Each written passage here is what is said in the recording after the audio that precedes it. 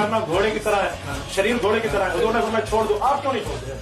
ابھی میں یہی کہتا ہوں نا، اس میں اختلاف بھی ہے کہ یہ نماز مولانا حدیث میں بھی اختلاف ہوتا ہے، یہی کہتا ہوں کہ نماز کے بارے میں نہیں ہے. حضور فرمانے اس کو نو صلاح، صلاح کسے کہتے ہیں؟ خراب کتنے ترجمے ہوتے ہیں؟ ایک منٹ مولانا، ٹھیک ہو سلاد کے 10 معنی ہوتے ہیں، میں مانوں 20 معنی ہوتے ہیں، میں مان گیا 30 معنی ہوتے ہیں، لیکن یہاں جو حضرت جابر کہتے ہیں کہ خرج رسول اللہ وکنہ صلینا، حضور نکلے اور ہم نماز پڑھ رہے تھے، اس کا معنی آپ کیا کریں؟ اگر سلام کے بارے میں اگر یہ معنی ہے کہ سلاد کے بہت سے معنی ہیں تو سلاد کا ایک معنی ہوتا ہے ڈانس کرنا، تحریک الصلوات، تو پھر اقیم الصلاۃ آپ یہ معنی کریں گے کیوں؟ ادھر بھی اس کو صلاح، ادھر بھی نماز ہے. ابھی اس کو میں یہ بتاؤں شیخ الحدیث کو دیکھیں گے نا، ورنہ شیوخ الحدیث چھوڑیں، اللہ کا رسول سب سے بڑا شیخ الحدیث ہے، وہ کہہ رہے ہیں اس کو اس طرح سے مولانا بات سنیں، جب میں اکابر پیش کرتا تو آپ حدیث پیش کرتے، اب میں نے حدیث پیش کیا، آپ اکابر گئے.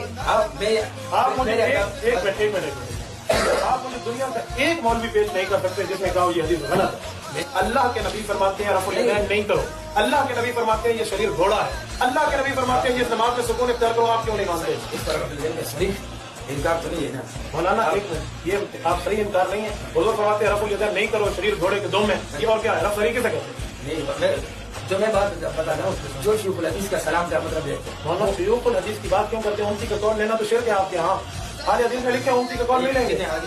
کس نے کیا ہے؟ بابا یہ تو میرا سوال ہے کہ امتیوں نے کیا کیوں مانتے ہو؟ یہ میرا سوال ہے، آپ نہیں کریں. یہ نقد کے مولانا لغت والا بھی امتی ہے، اس کی بات نہیں کریں. ہمارے کسی کے مانتے ہیں مولانا صحیح بات آپ ہر کسی کی مانتے ہیں، رسول اللہ کی صحیح حدیث کیوں نہیں مانتے؟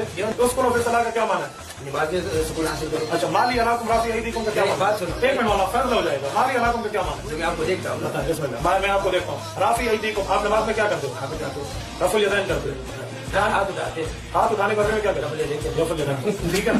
مولانا میرے سوال کا جواب ہے، حضور پاک علیہ السلام ہمیشہ رفع الیدین کرتے رہے، کبھی نہیں چھوڑا.